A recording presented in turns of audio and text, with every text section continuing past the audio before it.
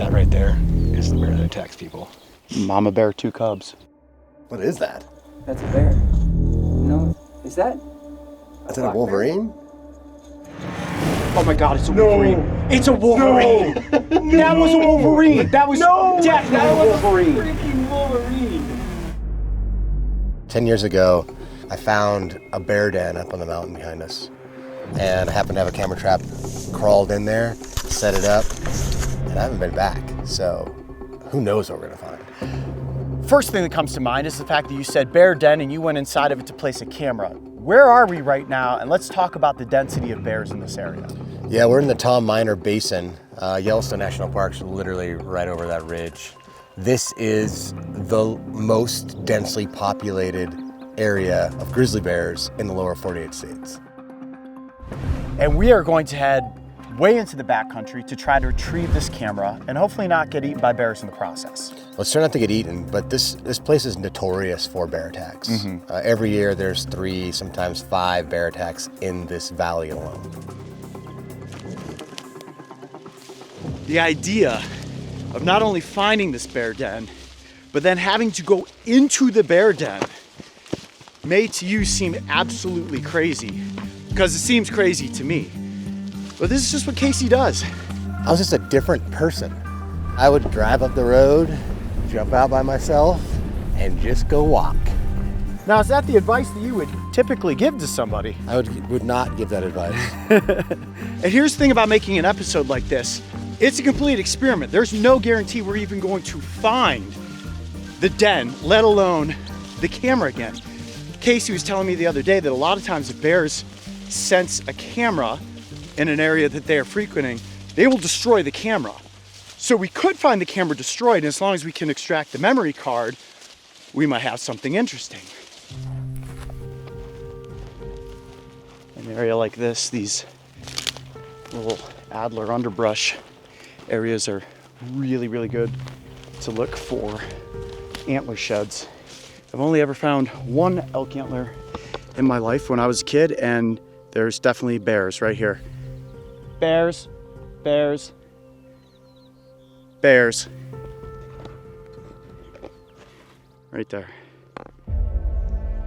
Grizzly with a cub. I mean, and that's just how real it is. I came over this ridge talking to the camera, and right here, within relative proximity, female grizzly and her cubs. Both cubs are now alerted, and she's kind of looking this direction. I don't think she sees us yet. She might smell us. So I'm just gonna back up really, really slow. It wouldn't seem like it, but that distance from where she is to here, she could cover that ground really quickly. That right there is the bear that attacks people. Mama bear, 2 cubs. Yeah. Small cubs, yearlings, huh? Yeah, they look like they're cubs of the year.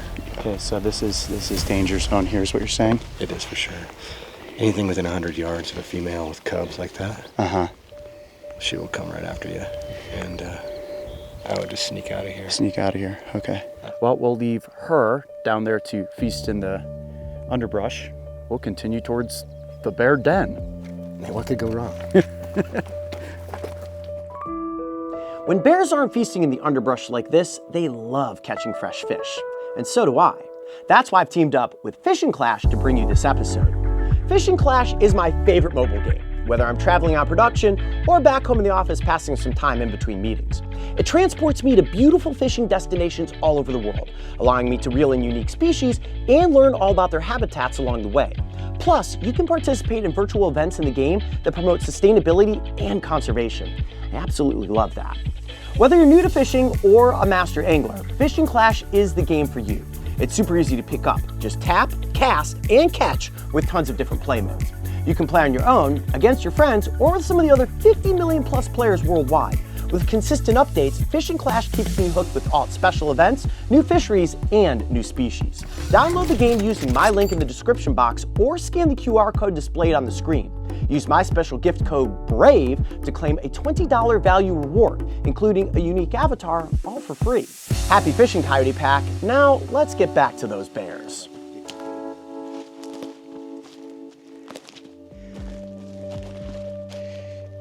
In most situations, you'd walk into a forest like this, most places on the planet, and just be like, cool, let me explore complacently. You step 15 feet into the forest out of the clearing and your heart immediately elevates because it's so dense and there's so many bears. Like one could just come out from behind one of these trees and charge so quickly you wouldn't even know what to do. Casey's like, oh yeah, bears come in here to build their day beds constantly.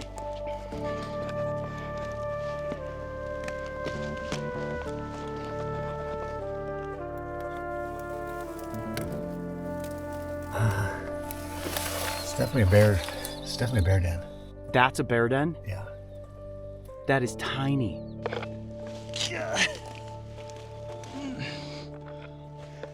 I mean, I could probably fit in there. Seems risky. It's very dusty. This is me trying to get into it. This is as far as I can go right now. If the mountain were to collapse down, I would 100% be crushed inside of this bear den. All right, I'm coming out.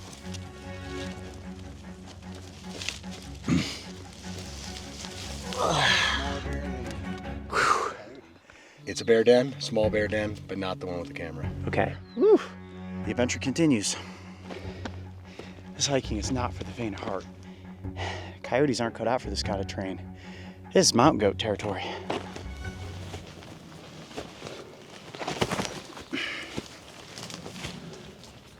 I legit keep just slipping and falling. This entire hillside is just littered with holes. Ow! There's something in there. This is the den. Look at this. We're there, man. We're there. We made it. At this point, we feel like there's probably not a bear in it, right? I don't see a bear in it. But we don't know for sure until we really get in there and investigate. Yeah. Dude, there it is. Oh, it's still in here. Oh, it smells like a bear. It's open. That's so cool. That's here. And there's a card in it. Oh, there is? Yeah. You see, like, you can see right here where the bear's been laying. So bear got it and But that's opened it up. Oh wow, look at the batteries are all like corroded. And there you have it. Vision Hawk Films. It says right on the little tab in there. Dude, I'm so excited. This thing has been through 10 winters, which means there's probably been 10 bears that have slept next to this thing. Mm-hmm. It's been opened by some animal. The only animal that would do that is a bear. Wires have been ripped out. But most important, man, look at that right there. The SD card is still in it. There could be so much cool stuff on that memory card. There could be nothing. But we have found our target. I mean, that is just... Jackpot, man. Dude. Jackpot. I was skeptical, I'm not gonna lie. Yeah. But for us to have actually found this, I feel like it is finding lost treasure. It's a treasure, man. So we're looking for den number 2 up here in this rock band. Lots of really cool petrified trees encased in the conglomerate rock. Like it's right here is just a tree limb. That's a trunk of the tree right there.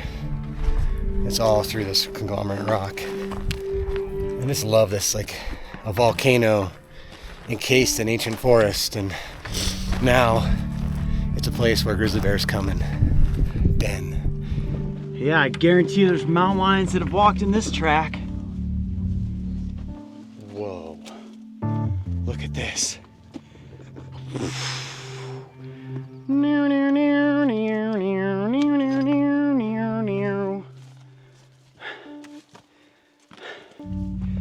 You gotta wonder how many other holy cow, look at this, guys.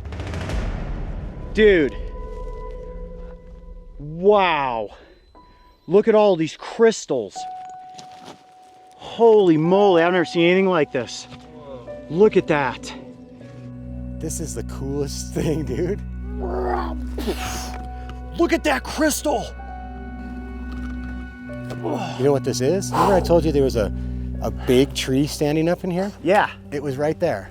It was stood up really high, and it's just fallen and broken. You can see it here, it's fallen and broken into pieces. I've got pictures of this thing as it was standing, but you would never know it was filled with all this crystal. It just had this like casing on the outside. You could tell it was a tree, but little did we know on the inside was all this crystal. This is insane. This was a petrified tree encrusted in the side of this through a volcanic mud flow, and it has since fallen, broken open, and it is filled with these ginormous, beautiful crystals. Hundreds of, maybe thousands of pounds worth of crystal on this slope. Okie dokie. And that's the cue to abandon the crystal field and tuck back under here, because that was a little spooky. Yeah, I saw the lightning strike right out there in the trees.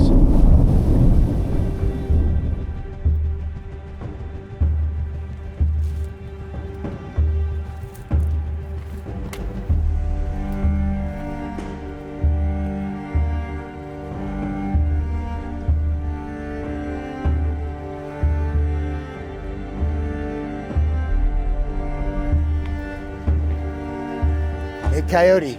Yeah. I think I found the second bear den. Oh, second bear den, okay. Whoa. I think I put a camera trap in here. I don't know for sure, but we'll poke our head in there and see. That looks like something a lot bigger that a bear would fit in. At this point, I feel like a bear would have alerted us that it's here, but what would you typically do in a situation like this if... Yeah, I think we're doing it right now, talking loud, trying to get a reaction from the animal that might be in there. Yeah. And then listening, like just being quiet. I don't hear any growling. And then we're just gonna be slow and have our finger on the trigger of our bear spray.